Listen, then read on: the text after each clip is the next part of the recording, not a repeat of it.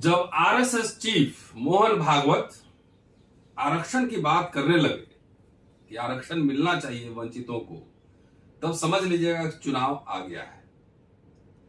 जब सनातन खतरे में है, हिंदू धर्म खतरे में है, तो दलितों पिछड़ों ये समझ लेना कि चुनाव आ गया है, सावधान रहने की जरूरत है। G20 मीटिंग के बाद प्रधानमंत्री आज मध्य प्रदेश पहुंचे थे। बीना जगह पे उनकी एक रैली थी। उन्होंने क्या क्या कहा, एक एक पॉइंट की समीक्षा होगी इसमें, और साथ साथ रेफरेंस के साथ बताऊंगा कि डॉक्टर अंबेडकर ने क्यों कहा था कि धर्म भीरुता का फायदा उठाने वाले लोगों से सावधान रहना चाहिए। क्यों कहा था, और खास तौर से वो 1933 में अस्पृश्यों की एक सभा बंबई में संबोधित कर रहे थे। रेलवे यूनियन की सभा थी, उसको संबोधित कर रहे थे, और ये सारी बातें सनातन धर्म, हिंदू धर्म तमाम उस समय भी चल रही थी। उन्होंने जो प्रायोरिटी सेट किया था, वो क्या प्रायोरिटी था, ये भी बताऊंगा संदर्भों के साथ। दोस्तों, रतनलाल बोल रहा हूं और आप देख रहे हैं अंबेडकर नामा। चलिए अब शुरू करते हैं चर्चा।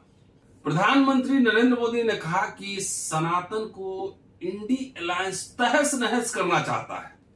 उन्होंने कहा कि ये लोग सनातन को खंड खंड करना चाहते हैं। हमें मिलकर ऐसी ताकतों को रोकना होगा। हमें उनके मंसूबों को नाकाम करना है। अब सनातन बहुत चर्चे में है, तो प्रधानमंत्री मोदी जी को यह भी बताना चाहिए कि आखिर सनातन धर्म है क्या। क्या उसमें वर्ण और जाति के लिए जगह है, या सब समरूप है, या सनातन अगर उसी तरह बनाए रखना चाहते हैं तो क्या यह वर्ण व्यवस्था को कायम रखना ही सनातन धर्म है। हाल ही के दिनों में उच्च शिक्षण संस्थानों में छात्र और शिक्षकों की आत्महत्या किस ओर इशारा कर रही है। इस मामले में अभी तक किसी को कोई सजा नहीं मिली, न गिरफ्तारी हुई। मणिपुर में क्या चल रहा है, मध्य प्रदेश में दो पेशाब कांड, हाथरस वाला मामला, महंगाई, बेरोजगारी, इन सब पर आपकी चुप्पी है। दलितों पे हिंसा बढ़ती जा रही है लगातार। अभी दिल्ली विश्वविद्यालय में डॉक्टर रितु धरने में बैठी है, और जम्मू कश्मीर के एक IAS officer, senior IAS officer ने लिखा है कि जातिगत भेदभाव हो रहा है। आईआईटी में स्टूडेंट सब सुसाइड कर रहे हैं और तमाम घटनाएं बढ़ रही हैं। इस पे आपकी चुप्पी क्यों है? क्या ये हिंदू नहीं है, सनातनी नहीं है, या इनकी एक जाति होती है और इलेक्शन के समय ही आपको सनातन और हिंदू धर्म याद आता है? प्रधानमंत्री मोदी जी ने आगे कहा कि सनातन को गांधी जी ने माना, उनके आखिरी शब्द बने, हे राम। ये इंडी अलायंस के लोग उस सनातन परंपरा को समाप्त करना चाहते हैं। वाह मोदी जी, गांधी की हत्या करने वाला सनातनी हिंदू था या मुसलमान, ये भी बता देते तो ज्यादा बेहतर होता है। आप किसकी तरफ हैं, ये भी इशारा कर दीजिए। गोडसे की ओर है या गांधी की ओर है? और जो गांधी के पुतले को अभी गोली मार रहे साध्वी और जो साधु गाली दे रहे हैं, आप किसकी तरफ है, जरा ये भी लोगों को बताते चलिए। चुनाव का माहौल है, ये सब पता है कि मंदिर प्रवेश के लिए, अछूतोद्धार के लिए गांधी ने एक आंदोलन चलाया था, जिसकी वजह से सनातनी हिंदुओं ने ही हमले किए, और आखिर जिस वर्ण व्यवस्था को बचाना चाहते थे, सनातन धर्म को, उसी को मानने वाले लोग ने उनकी हत्या की। आप अपनी स्थिति स्पष्ट कीजिए। आगे प्रधानमंत्री ने कहा कि लाल किले से हमने गुलामी की मानसिकता को लेकर विस्तार से चर्चा की थी। ये भारत ने गुलामी की मानसिकता को छोड़कर स्वतंत्र मानसिकता के साथ आगे बढ़ना शुरू कर दिया है। चलिए, बहुत अच्छा है। G20 में इतने सैकड़ों मेहमान बुलाए, 4000 करोड़ से ज्यादा खर्च किए। आपके नेताओं के बच्चे विदेश में पढ़ रहे हैं, वो पता नहीं वहां टॉम जेरी खेलने गए हैं, ये क्या करने गए हैं। आपके दोस्तों के विदेशों के साथ पूरे व्यापार चल रहा है। आप खुद ही खूब विदेश दौरा कर रहे हैं। और ये भी बता दीजिए, जो ग्लोबलाइजेशन की दुनिया में जो न्यू एजुकेशन पॉलिसी लाए हैं, शिक्षा इतनी महंगी होती जा रही है, उसमें दलित पिछड़े जो आपके हिसाब से सनातन धर्म के हैं, क्या वो पढ़ पाएंगे, शिक्षा ले पाएंगे? विश्वविद्यालयों में, आईआईटी, आईआईएम में, सब में जो बेतहाशा फीस वृद्धि हुई है, उससे कैसे मुक्ति मिलेगी? पढ़ा पाएंगे? स्कॉलरशिप गायब है, स्कॉलरशिप नहीं मिल रहा है, नौकरियां नहीं मिल रही है, महंगाई, बेरोजगारी और रोस्टर आरक्षण की धज्जियां उड़ रही है। इस पे भी कुछ बोलेंगे ये खाली वोट लेने के लिए और 5 किलो अनाज देके सनातनी सनातनी सनातनी करते रहे। चलिए अब ये चलता हूं डॉक्टर अंबेडकर के भाषण पर। डॉक्टर अंबेडकर ने कहा था कि लोगों की धर्मभीरता का फायदा उठाने वाले से सावधान रहे। 4 मार्च 1933 को रात 9:30 बजे मुंबई में अस्पृश्य वर्ग की एक सार्वजनिक सभा का आयोजन किया गया था। इस सभा में अखिल भारतीय अस्पृश्य वर्ग के नेता डॉक्टर अंबेडकर को मान पत्र भी अर्पण किया था। अपने संबोधन में जो कहा उससे कुछ सारांश, जो रेलेवेंट पोर्शन है, वो आपको मैं सुना रहा हूं। उन्होंने कहा कि किसी को ईश्वर बनाकर अपने उद्धार का भार उस पर डालने से आप अपने कर्तव्यों से मुंह मोड़ लेते हैं। इस भावना से अगर आप चिपके रहे तो आप प्रवाह के साथ बहने वाले लकड़ी के तने हो जाएंगे। आज तक आपने इस नादान भावना को अपने मन में घर बनाने दिया और इसलिए उसने आपके वर्ग का सत्यानाश किया है। इससे आगे जाकर मैं यही कहूंगा कि इस तरह की नादान भावना ने आपकी ही नहीं पूरे हिंदू समाज का नाश किया है। अपने इस हिंदुस्तान की हीनता का कोई कारण होगा तो वह देवत्व ही होगा कि हर समय देवता अवतार का इंतजार करते रहना।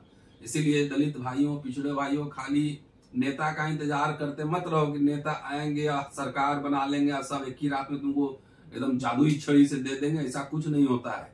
समाज को हुक्मरान बनना पड़ता है, समाज को सशक्त बनना पड़ता है। आगे डॉक्टर अंबेडकर ने कहा कि अन्य देशों के लोग समाज में अगर कोई बखेड़ा खड़ा हो जाए या समाज पर कोई संकट आ जाए तो एकता के साथ पूरे सामर्थ्य से अपना उद्धार और मुक्ति करवा लेते हैं।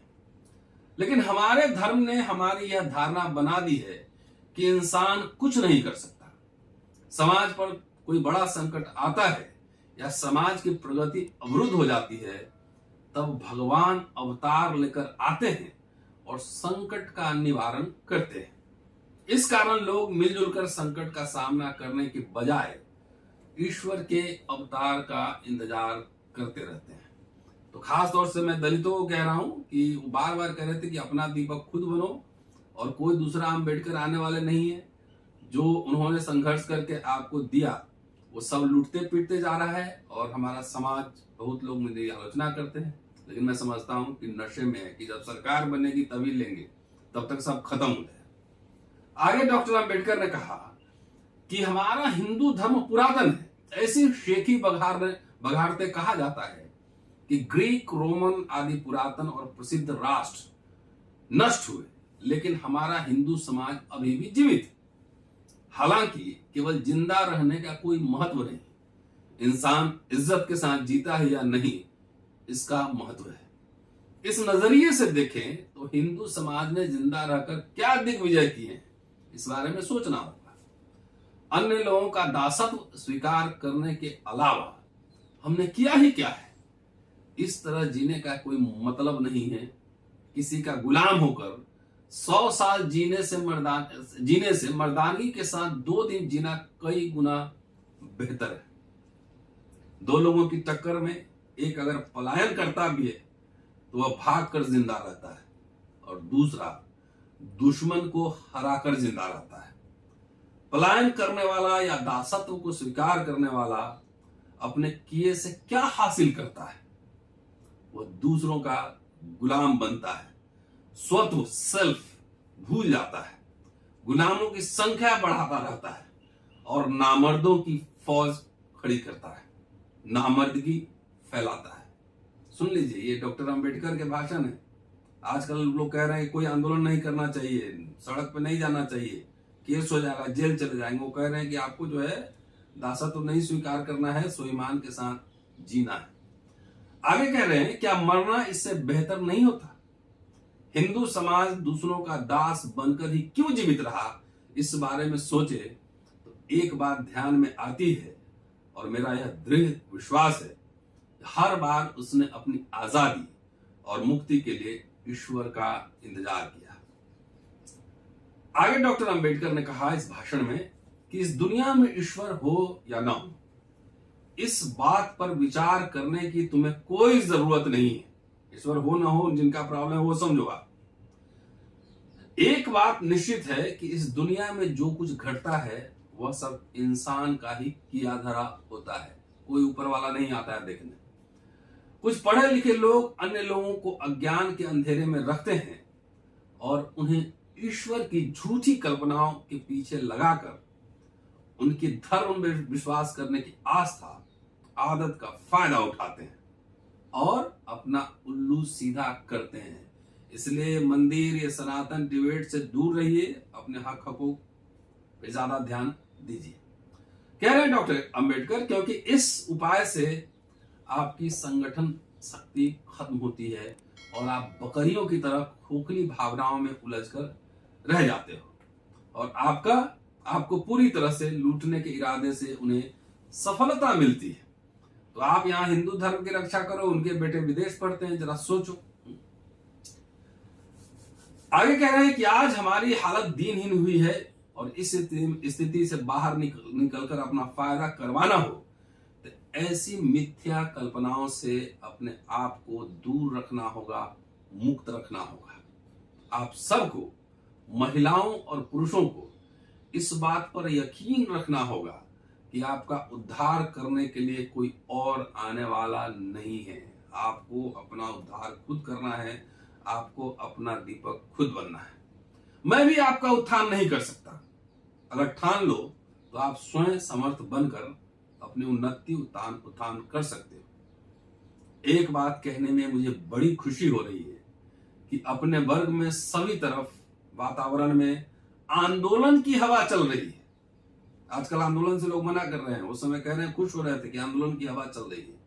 हालांकि इस तरह की जागृति होने के बावजूद मैं एक और महत्वपूर्ण बात बताना चाहता हूं कि अब के बाद आपका भविष्य अन्य किसी बात में नहीं है, राजनीतिक गतिविधियों में है।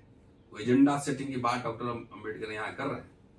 पंढरपुर, त्र्यंबकेश्वर, काशी, हरिद्वार आदि जगहों की यात्रा कर या शनि महात्म्य, शिव लीलामृत, गुरु चरित्र आदि पोथियों का पाठ कर या एकादशी, सोमवार आदि व्रत कर आपका उत्थान नहीं होगा।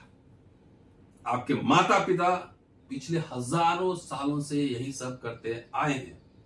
इसके बावजूद क्या आपकी दयनीय स्थिति में बाल भर का भी फर्क आया है? वही पहनने के लिए फटे कपड़े, खाने के लिए अधपकी रोटी, ढोरों से गंदा आपका रहन सहन, मुर्गियों की तरह रोगों के कारण फटफटाकर दम तोड़ने की निर्बलता ने आज तक आपका पीछा नहीं छोड़ा है। सोचिए, क्या यही आपकी अब तक की हालत नहीं रही? एक दवा से अगर रोग काबू में नहीं आता तो क्या दूसरी दवा नहीं करनी चाहिए? क्या एक वैद्य को नहीं बदलना चाहिए? क्या वैद्य को नहीं बदलना चाहिए? आज तक आपने जो मंदिरों में कई मीलों तक पैदल चलकर चक्कर लगाए वे काम नहीं आए हैं और न ही आपके व्रत आपकी जिंदगी भर की खासाहाली भुखमरी को हटा पाए हैं। तो कांवड़ में जा रहे हैं तो कांवड़ जाने से आपके कष्ट दूर नहीं होने वाले हैं, पूजा पाठ करने से कष्ट दूर नहीं होने वाले हैं, आडंबर पाखंड करने से आपके कष्ट दूर नहीं होने वाले हैं, डॉक्टर अंबेडकर कह रहे हैं। आगे उन्होंने कहा कि इस हालात को बदलने का, अपने उद्धार का केवल एक उपाय आपके पास है, वो है राजनीति, कानून बनाने की शक्ति। आपको भरपेट खाना नहीं मिलता, छोटे से घर में भीड़ भाड़ के बीच आपको जीना पड़ता है, पैसा कमाने के साधन आपको नहीं मिलते, बेकारी में दिन गुजारने पड़ते हैं। इसके क्या कारण है? आपका अपना भविष्य या आपका भगवान? असल में ये दोनों बातें इसके लिए जिम्मेदार नहीं हैं। आपको रोटी, कपड़ा, मकान, शिक्षा देना देश के कानून बनाने वालों का काम है। सोच लीजिए, रोटी, शिक्षा, कपड़ा देना सब कुछ किसका काम है? तो प्रधानमंत्री जी ये बात नहीं बोल रहे हैं, वो कानून बनाने वालों का काम है। और इस सत्ता के कामकाज में आगे आप भी शामिल होने वाले हैं। ये पूना पैक्ट के बाद का भाषण है और बाद में 37 में चुनाव हुआ तो उसकी बात कर रहे हैं। अपना जीवन सुखमय बनाने के लिए योग्य कानून आपको तैयार करवा लेना चाहिए।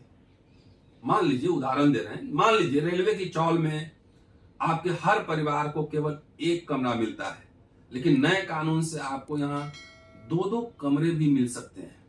और आजकल तो 5 किलो अनाज सोचिए कहां से कहां आ गए। कितने संघर्षों के बाद कुछ अधिकार मिले थे, लेकिन वो अधिकार धीरे धीरे विलुप्त हो रहे हैं। लेकिन हमारे लीडर जो है उस पर कोई आंदोलन नहीं करते हैं, खाली कहते हैं कि चुनाव जीत लेंगे उससे सबका भला हो जाएगा। डॉक्टर अंबेडकर की व्याख्या मैं कर रहा हूं। आगे उन्होंने कहा कि अपने बच्चों को पढ़ाने के लिए आपके पास पैसा नहीं, लेकिन कानूनन आपके बच्चे के पढ़ने की व्यवस्था की जा सकती है, बशर्ते उस आशय का कानून बने। न्यू एजुकेशन पॉलिसी की चर्चा हमने की, उसके हिसाब से आपके बच्चे नहीं पढ़ पाएंगे, एजुकेशन इतना महंगा हो जाएगा। आगे कह रहे हैं कि आप में से कई लोग बेकार हैं, सभी लोगों को काम दिलाना या काम नहीं हो तो सबका खर्च चलाना सरकार का फर्ज है। इस तरह का कानून अगर बनेगा तो बेकारी में भूखे पेट मरने की नौबत आप लोगों पर नहीं आएगी।